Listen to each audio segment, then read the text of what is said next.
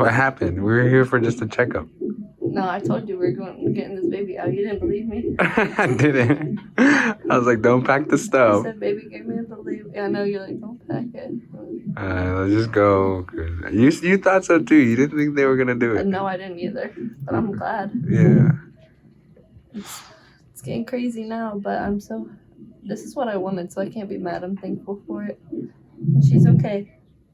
As of now, we got people on her and got a big bucket. What else can I ask for? So that video was taken on February 1st, 2020. And we were supposed to get here and just do a checkup because Ashlyn's ICP was acting really, really, really bad. As she says on the paper, she put acting up.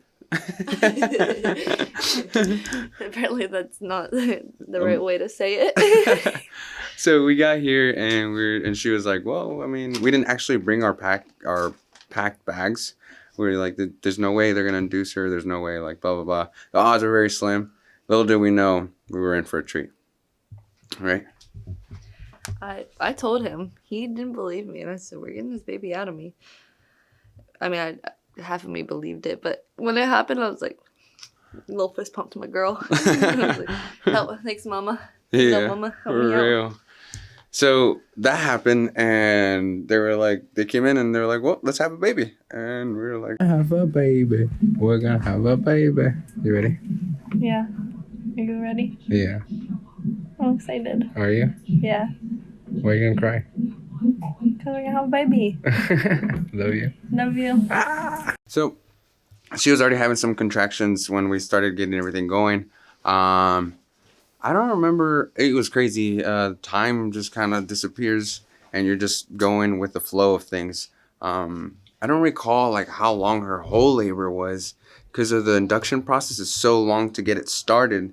There's never accurate measurements. Yeah, it's strange, isn't it? It's just like 1, 2, all right. 3, 4, 5. Like they 6. They have such a weird measurement way of doing it, but they're fairly accurate. I mean, they know. Yeah. How do you like that? Nice. Better than a bed or. Yeah. I feel okay enough to still walk around and be out there. So I'm doing what I can.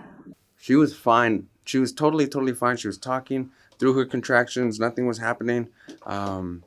Like nothing major was hurting her. And she did it all natural. So like she felt everything. And it's crazy to me that up until they came and checked her and they said, okay, you're officially 6 centimeters.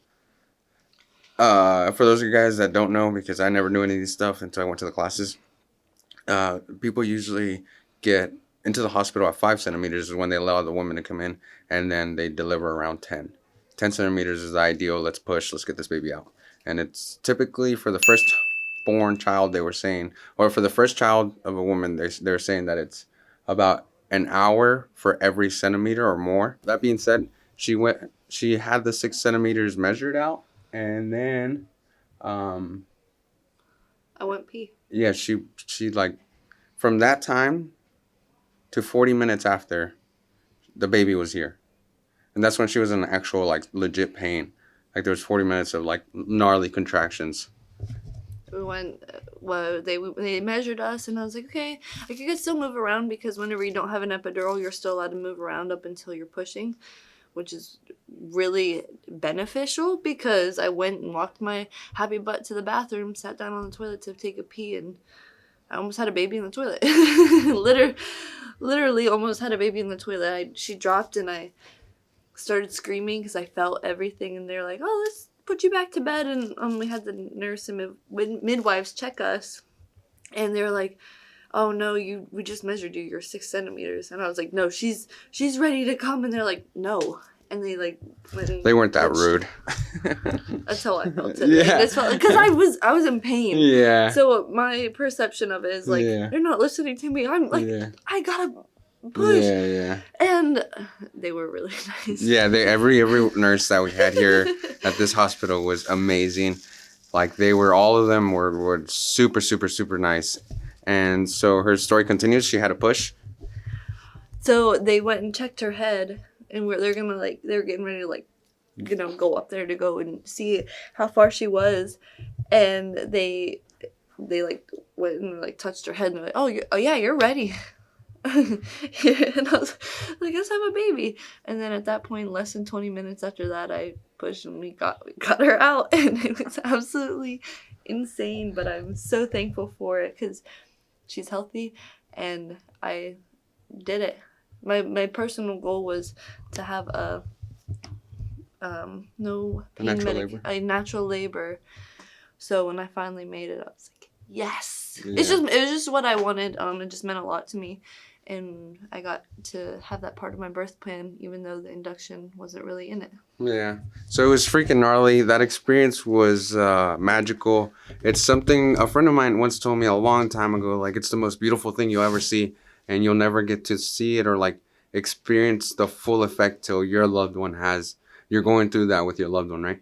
And he is super, super right. He nailed the hammer on the head. There was... it's just, I was so dumbfounded. I was lost for words. It's such a beautiful moment. And once the baby was out, I cut the umbilical cord and she was in her little crib thing that they put her in with the lights. I just started bawling. I couldn't hold it back. It was insane. I was crying like a little girl. So if we look tired, it's because we're tired. She has to feed every 2 to 3 hours. So we're constantly getting up. That's not including the times that she's like just waking up to cry a little bit. She's not a fussy little girl, so it's been working out. Currently, she's like a little yellow, which is this thing called jaundice, right? So they went and took some labs from her, and she's not at a high risk, but we're gonna have to come back tomorrow to see what's the outcome of the jaundice. But they're saying that she should be fine. A little bit of sunlight, a little bit of just getting out and pooping. It's the main thing. Sunlight and pooping is what's going to help it get better. It's insane. This whole fatherhood thing and parenthood in general for both of us is such a beautiful moment. Our emotions are crazy. Like, as a guy that tries not to, like, I don't know, not cry often and whatnot and whatever, it's such an emotional moment. It's fucking insane. I've cried more than I've ever cried in my life in like the past 5 days. So today is day 5 and we're finally getting to go home. We've just been emotional for 3 days straight. We're so blessed to given this and that we get to have her and she's healthy and everything went away. It was so worth it. Yeah, everything did kind of. There's your ICP. My cholestasis within it still has to run through like the bloodstream and like work itself out, but completely free, and it felt good to shower and not itch and drink coffee and not throw it up and put lotion on and put lotion. Like my cholestasis was bad to the point where it was hard to get myself in the shower because it burned when I showered. Just imagine like a wet itch.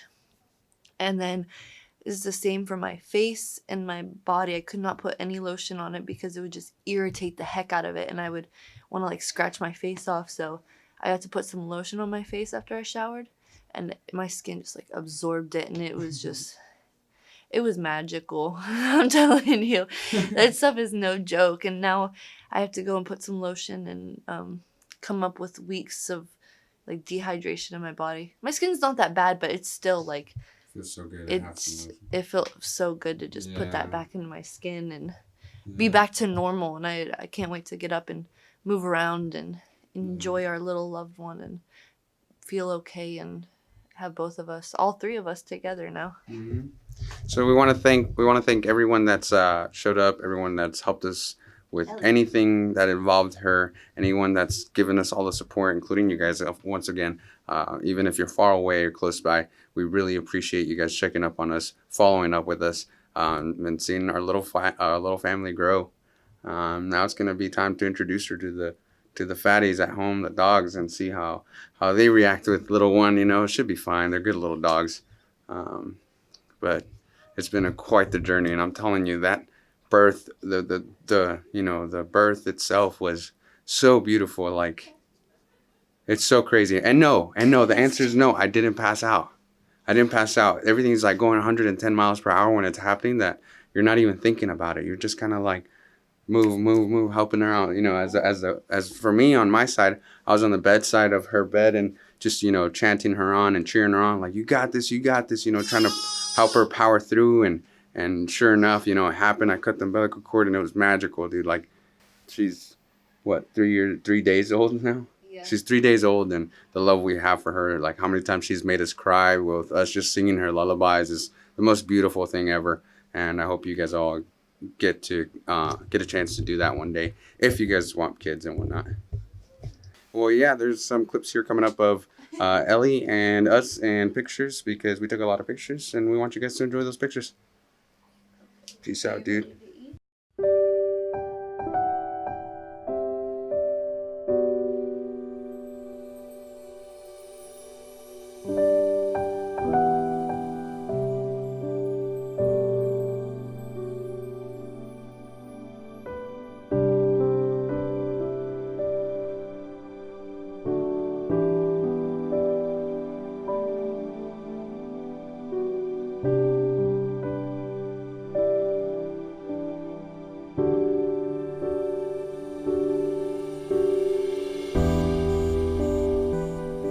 Wake up, Fishy! Why are you sleeping? Are you not hungry? Are you not entertained? Ay! Ay! Good job, baby. Thank you. Oh, natural.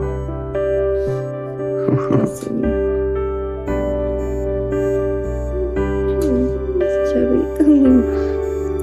Chubby cheeks. Pretty cute, actually.